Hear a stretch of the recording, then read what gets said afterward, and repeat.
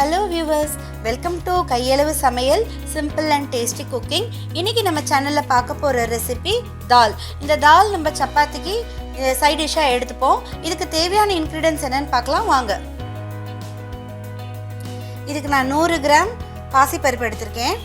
ஒரே ஒரு பெரிய வெங்காயம், தேவைக்கு சேர்க்கிறதுக்கு உப்பு, கொத்தமல்லி தழை, அரை மூடி எலுமிச்சம்பழம், ஒரு சின்ன துண்டு இஞ்சி, ஒரே ஒரு தக்காளி, கொஞ்சம் ஜீரகம், அரை டீஸ்பூன் ஜீரகம், 2 பச்சை மிளகாய் காரத்துக்கு, தாளிக்க எண்ணெய், ஒரு ஆறு கருவேப்பிலை. இதுதான் விஷயம். இது எப்படி செய்யலாம் பார்க்கலாம் வாங்க. முதல்ல இந்த மூங் டாலை ஒரு 2 தடவை அலசி கொஞ்சம் தண்ணி விட்டு நான் மஞ்சள் பொடி போட்டு குக்கரில் ஒரு 4 விசில் விட்டு எடுத்து வச்சுருக்கேன்.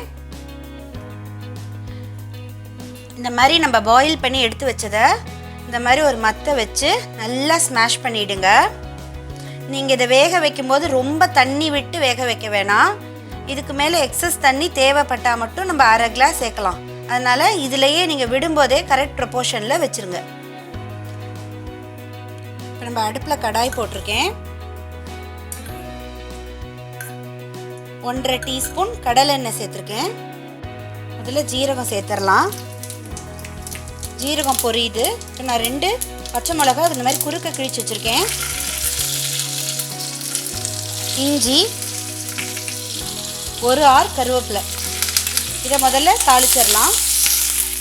இப்போ ஒரு வெங்காயம், பெரிய வெங்காயம் நீளமாக கட் பண்ணி வச்சதை இதில் சேர்க்குறேன். வெங்காயம் வதங்கிருச்சு. இப்போ நம்ம ஒரே ஒரு தக்காளி சேர்க்குறேன். நம்ம லெமன் சேர்க்க போகிறதுனால நான் தக்காளியை ரொம்ப சேர்த்துக்கல. இப்போ தக்காளியும் வதங்கிடுச்சு. நம்ம வேக வச்சு மசிச்சு வச்ச பாசி பருப்பை இதில் சேர்த்துடலாம்.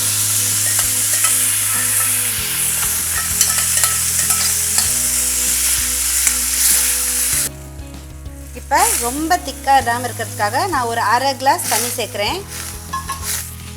இப்போ இதுக்கு தேவையான உப்பை சேர்க்குறேன்.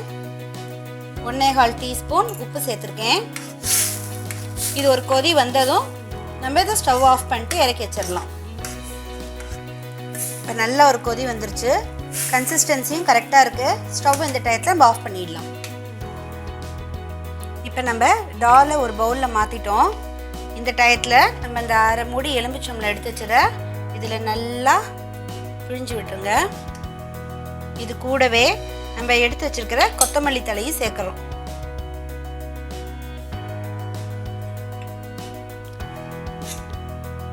இதை ஒரு நல்லா மிக்ஸ் பண்ணிவிடுங்க. இந்த புளிப்பு தான் இந்த டாலோட டேஸ்ட்டையே நல்லா என்ரிச் பண்ணும்.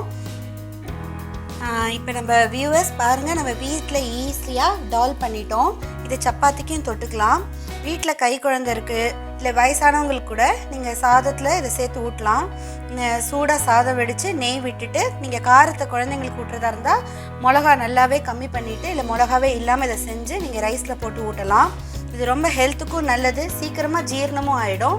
அதனால் நீங்கள் எல்லோரும் இதை ட்ரை பண்ணி பாருங்கள். மறக்காமல் சேனல் சப்ஸ்கிரைப் பண்ணுங்கள். உங்கள் கமெண்ட்ஸ் எங்களுக்கு அனுப்புங்க. கூடவே பெல் பட்டன் கிளிக் பண்ணுங்கள். Thank you viewers.